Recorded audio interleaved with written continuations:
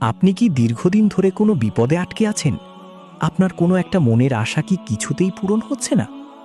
আমরা অনেক সময় হতাশ হয়ে পড়ি, কিন্তু ভুলে যাই যে আমাদের একজন পরম দয়ালু পালনকর্তা আছেন।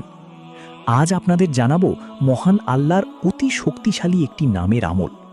বিশ্বাস করুন, সঠিক নিয়মে এবং পূর্ণ ইয়েকিনের সাথে এই আমলটি করলে ইনশাআল্লাহ আপনার চাওয়া আর আল্লাহর দান এর মাঝে কোনো দূরত্ব থাকবে না। আমলের সংক্ষিপ্ত রূপরেখা বলি। এই আমলটি করতে আপনার মাত্র ৫ থেকে ৭ মিনিট সময় লাগবে। এটি আপনি দিনের যে কোনো সময় করতে পারেন, অজু অবস্থায় করা উত্তম।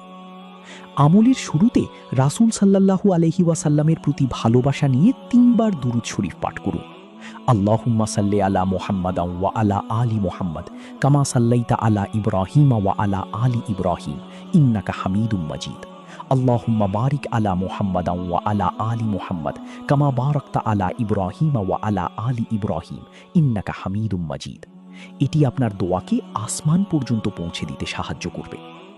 এরপর পূর্ণ মনোযোগ দিয়ে মহান আল্লাহর গুণবাচক নাম ইয়া কদিরু, এই নামটি গুনে গুনে ১১১ বার পাঠ করুন। এর অর্থ হল, হে সর্বশক্তিমান। মনে রাখবেন, আপনি এমন একজনকে ডাকছেন যিনি সব কিছুর উপর নিয়ন্ত্রণ রাখেন। জিকির শেষ করে আবারও ৩ বার দুরূদ শরীফ পড়ুন। আল্লাহুম্মা সাল্লি আলা মুহাম্মাদান ওয়া আলা আলি মুহাম্মাদ কামা সাল্লাইতা আলা ইব্রাহিম ওয়া আলা আলি ইব্রাহিম ইন্নাকা হামিদুম মাজিদ।